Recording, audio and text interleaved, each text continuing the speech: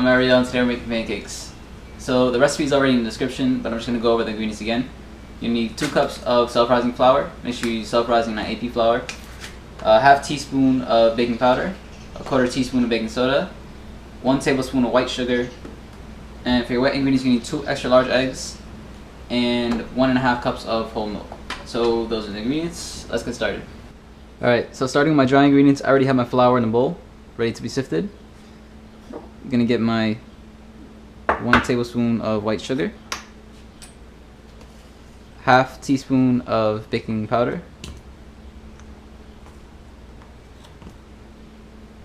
and 1/4 teaspoon of baking soda.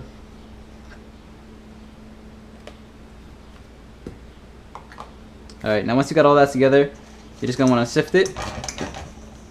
Alright, so I already have my wet ingredients here, my milk and my eggs. Now all I need to do is separate the whites from the yolks. I just go in there with my hands because, to be honest, you could crack them, separate them in the shell, but your hand's going to get dirty anyway, so you might as well just do this. To be honest, I think it's safer too. Sometimes the shell would break the yolk, and once the yolk gets into the white, sort of, you get to the point of no return. So somehow I can afford a GoPro, but I can't afford an electric mixer, so I have to do this by hand. It does help to get as big a bowl as possible, to get as much air into the whites as possible.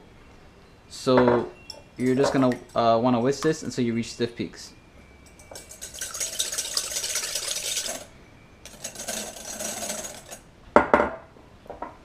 Alright, so you can see we reached stiff peaks here, standing straight up. If it was soft peaks, it would be tipping over.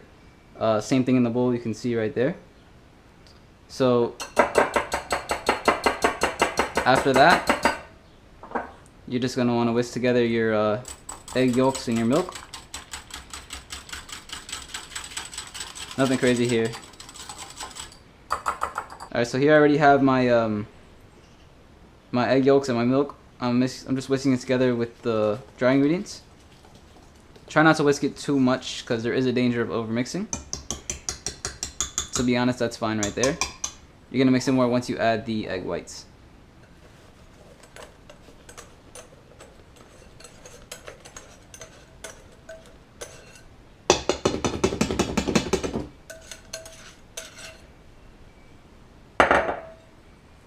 Alright, so now lightly you're just going to want to add everything together, just incorporate it.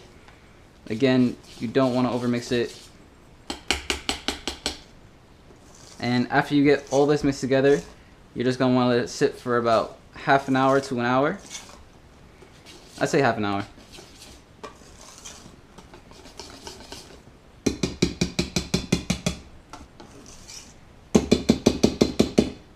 Alright.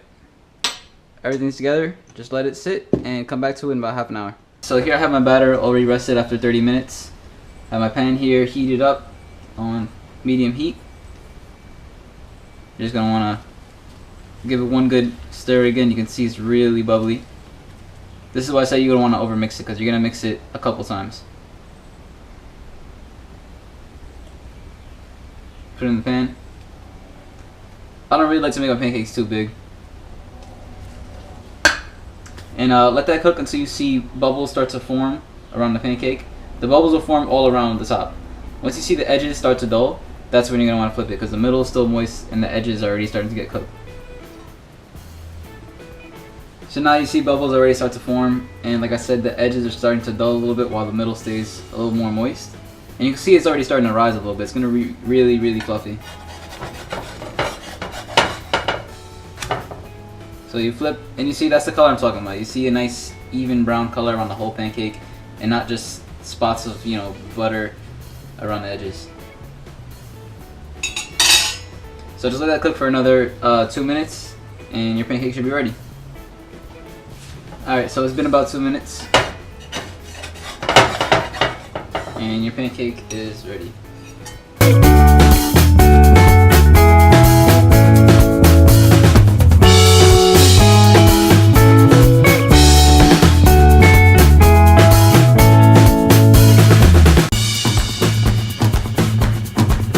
Alright, so your pancakes is cooked, and since you worked so hard for these pancakes, you're gonna want to treat yourself to some strawberry syrup.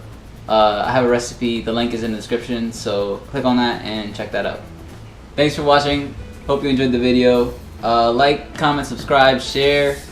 Stay tuned for more videos I'm gonna have coming soon. I got a lot of ideas planned, so just stick around and subscribe.